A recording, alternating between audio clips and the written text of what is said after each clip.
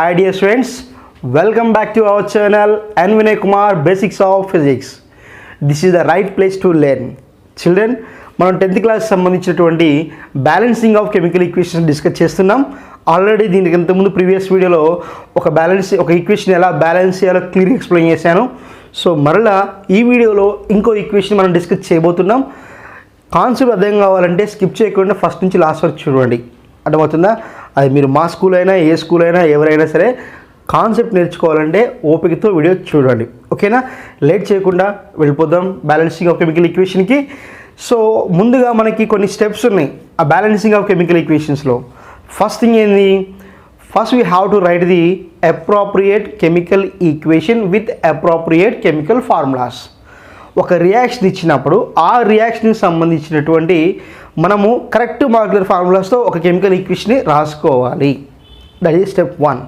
And step 2, now we have to check the given equation or what we wrote that should be balanced or not. అంటే వాడు ఇచ్చిన chemical reaction మనం ఈక్వేషన్గా రాసుకున్న తర్వాత ఏవైతే correct molecular ఫార్ములాస్తో మనం ఈక్వేషన్ రాసిన తర్వాత ఆ ఈక్వేషన్ కరెక్ట్గా బ్యాలెన్స్ అయిందా లేదా అని చెక్ చేసుకోవాలి. అండ్ థర్డ్ వన్, సో మనం కన్ఫర్మ్ చేసుకున్నాం అది బ్యాలెన్స్డా కాదా అనేది. సో బ్యాలెన్స్ కానప్పుడు మనం బ్యాలెన్స్ చేయాలి. సో ఎలా బ్యాలెన్స్ చేస్తాం? By placing the appropriate coefficients along with the compounds or elements. So ఏవైతే మాలిక్యూల్స్ కానీ ఎలిమెంట్స్ ఉంటాయో వాటి ముందు ఒక కోఎఫిషియంట్ రాసి మనం ఈక్వేషన్ బ్యాలెన్స్ చేయాలి. And step 4, what it is that we have to reduce the coefficients if there is any common factor to the minimum. ఆ బ్యాలెన్స్ ఈక్వేషన్లో ఏవైనా కామన్ ఫ్యాక్టర్స్ ఉంటే అప్పుడు ఆ కోఎఫిషియంట్స్ని మినిమంకి రెడ్యూస్ చేసి మనం వాటిని మినిమైజ్ చేయాలి. చేసిన తర్వాత again we have to check whether the given equation is or what we balance that is again balanced or not. This is nothing but recheck. So ఈ 5 steps follow అవ్వాలి. So first thing what it is, for the given chemical reaction we have to write the chemical equation with appropriate molecular formulas. And step 2, again we have to check what we wrote, the equation is balanced or not.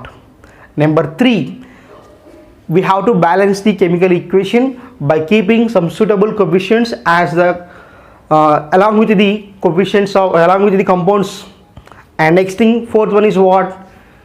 If there is any common factor among all the coefficients, we have to reduce to the minimum.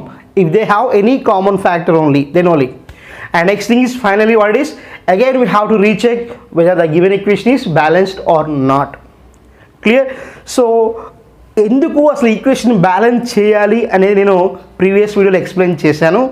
So దయచేసి మీకు ఎందుకు equation balance చేస్తానని తెలుసుకోవాలంటే ఆ వీడియోని చూడండి. Chemical equation అనే playlist ఉంటుంది, ఆ ప్లేలిస్ట్లో ఆ వీడియో కూడా ఉంటుంది, దయచేసి చూసుకోండి. ఓకేనా? ఇప్పుడు మనం ఒక టాపిక్ ఇచ్చాడు, ఒక ఈక్వేషన్ ఇచ్చాడు, దాన్ని బ్యాలెన్స్ చేయాలి. చూద్దాం. క్వశ్చన్ చూడండి. Balance the following equation. Balance the following chemical equation after writing the symbolic representation. So వాడి ఇచ్చిన రియాక్షన్ చూద్దాం. Calcium hydroxide plus nitric acid gives rise water plus calcium nitrate. That is the given chemical equation. Calcium hydroxide plus nitric acid, water plus calcium nitrate. All of you know these two are the reactants. And these two are the products. For this gives rise symbol which are on the left side, they should be taken as the reactants, and which are on right side of this arrow mark taken as products. And here you have to observe one thing. Calcium hydroxide was mentioned like this. So in the subscript they given like this S. For nitric acid is given as aqueous, and for water it is given L, and calcium nitrate it is aqueous. So what it means, that can explain the letter what it is given as a subscript of the compounds, they can represent the state of those compounds. ఇక్కడ మనకి calcium hydroxide S అన్నాడు. S అంటే nothing but solid. Nitric acid ఏమో aqueous అన్నాడు, అంటే ఏంటి, the solution is prepared with help of water, that is aqueous. And next thing is what? Water. It is liquid, direct we know. And calcium nitrate, it is also aqueous. So these are the states. Next thing here, we have to balance this one. What is the step 1, children?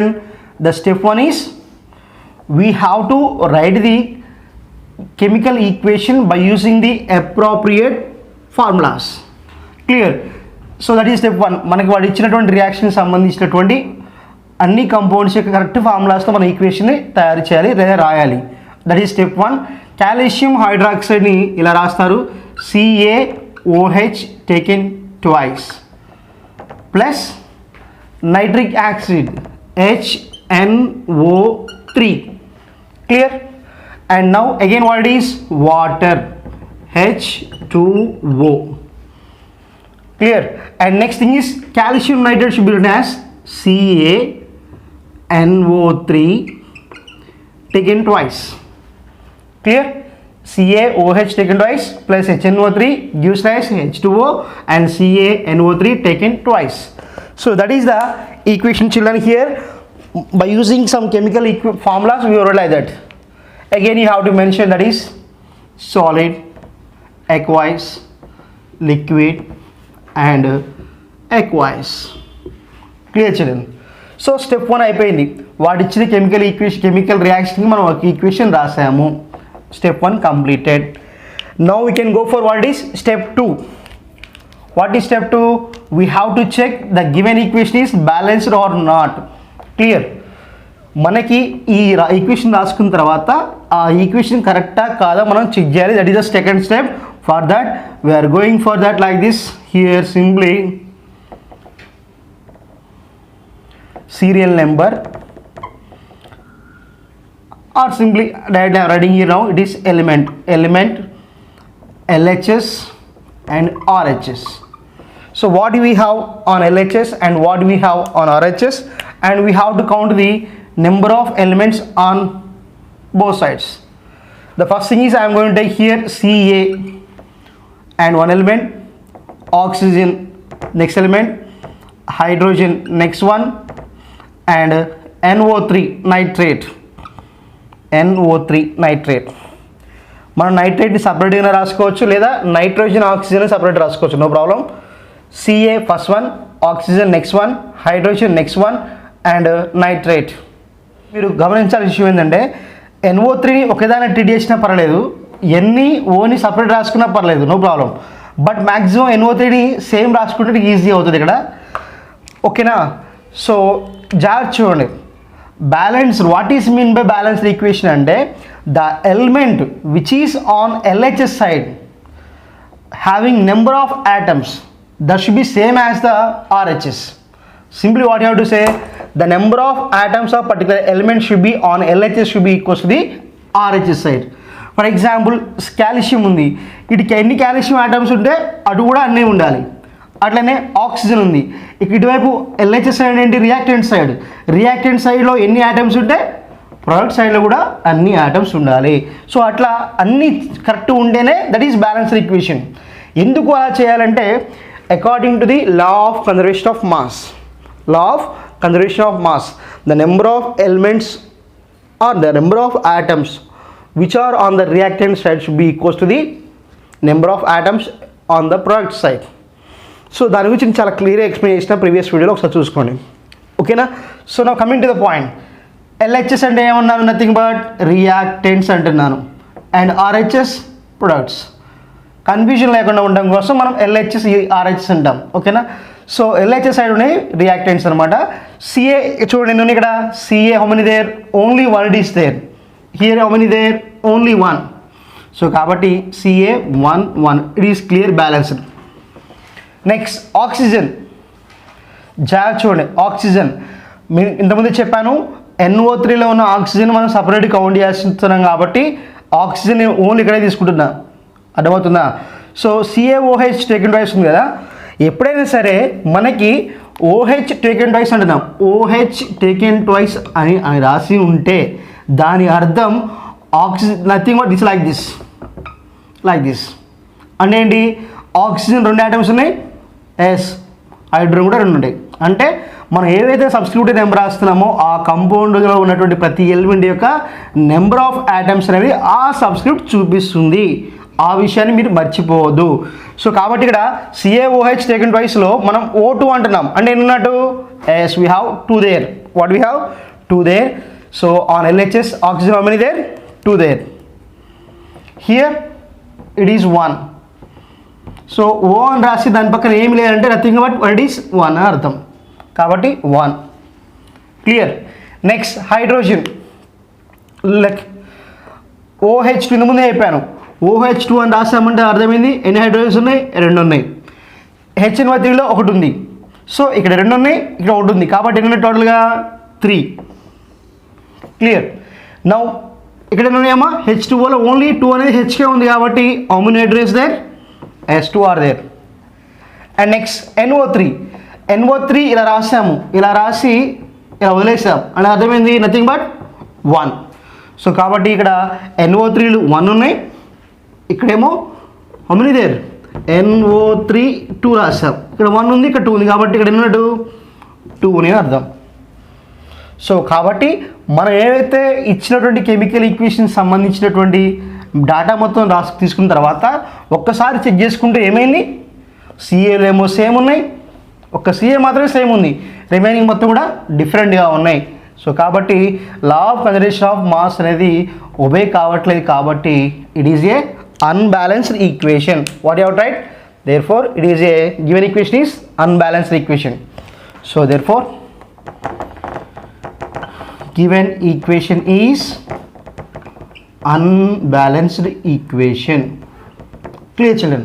So this is the now second step. Clear? Now how we can balance that one? How we can balance the equation?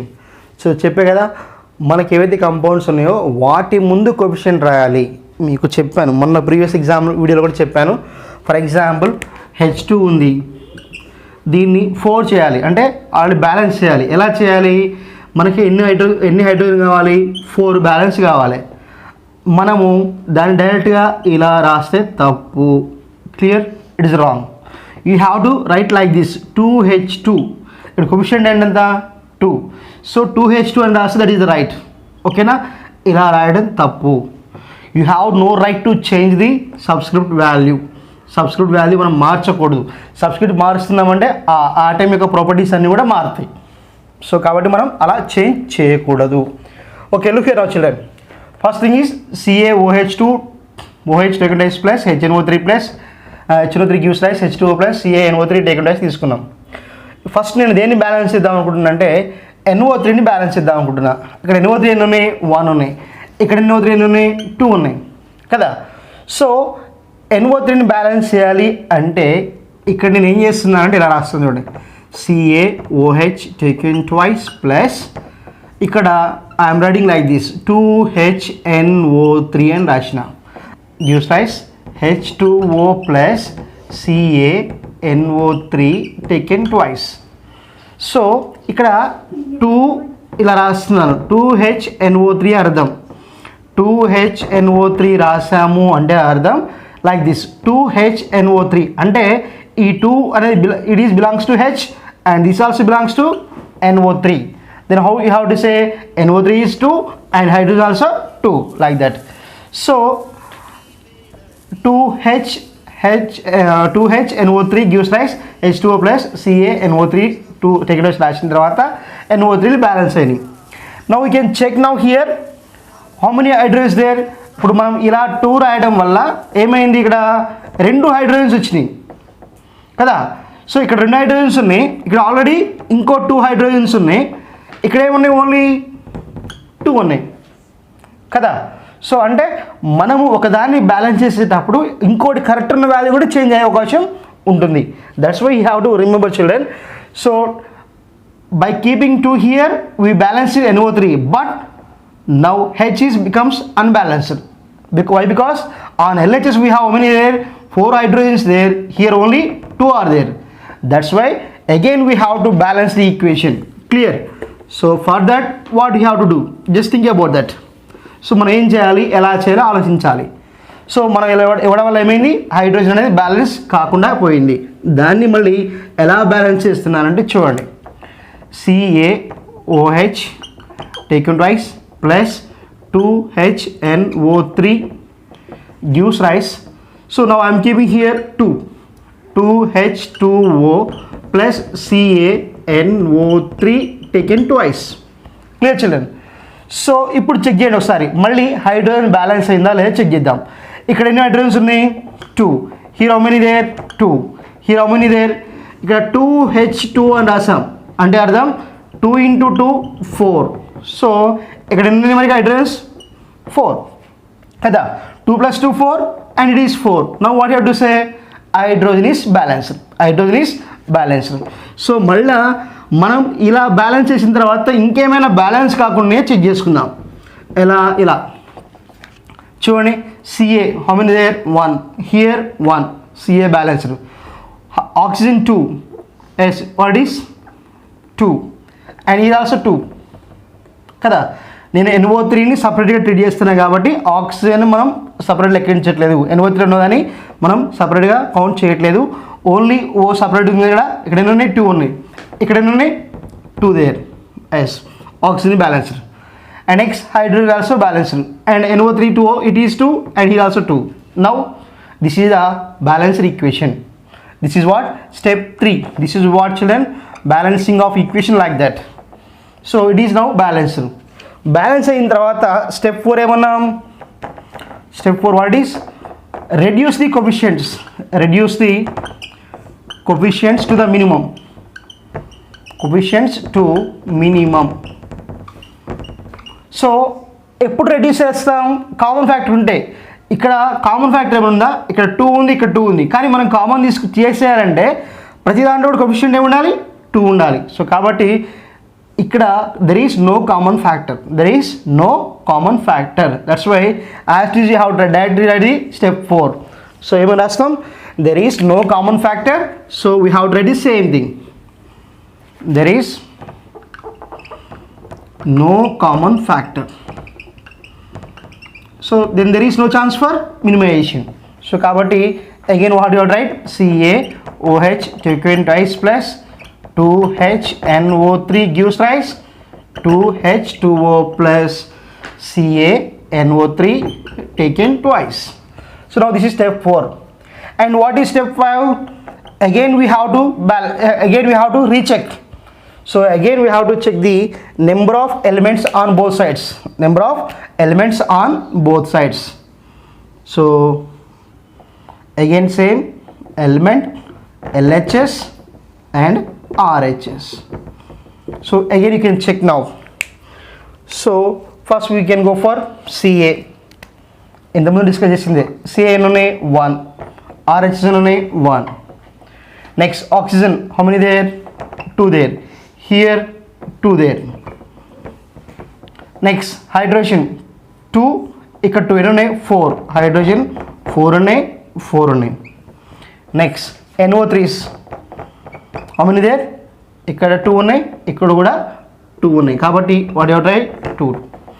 So కాబట్టి what you have to write, yes, the equation what you write, that is the balanced equation. So the balanced equation అని చెప్పేసి ఇక ఫైనల్గా రాస్తాం, CaOH taken twice plus 2HNO3 gives rise and 2H2O plus and CaNO3 taken twice. So in the final equation also you have to write the state. So it is what, solid, and this is what, aqueous, and this is what, liquid water, and this is what, aqueous. So don't forget to keep the physical state, okay now. So children, this is the balanced equation what we discussed in this one. So in this way we can balance the equation children, ఓకేనా. ప్రతిది కూడా ఈ steps అన్నీ అర్థమైతే ప్రతి equation కూడా ఇదే method, ఒకటి కరెక్ట్గా వింటే మిగతా మొత్తం మీరే చేసుకోవచ్చు, అర్థమవుతుందా. ఓకే చిల్డ్రన్, ఈ వీడియో కాల్లో విన్నటువంటి కాన్సెప్ట్ మీకు నచ్చితే లైక్ చేయండి, షేర్ చేయండి, కామెంట్ చేయండి. 10th క్లాస్ చిల్డ్రన్ ఎవరైతే ఉన్నారో ఫిజికల్ సైన్స్ టఫ్ అని ఫీల్ అయితే వాళ్ళకి డోంట్ వరీ అని చెప్పండి, మన ఛానల్ని సజెస్ట్ చేయమని చేయండి. ఓకేనా, bye, take care, thank you.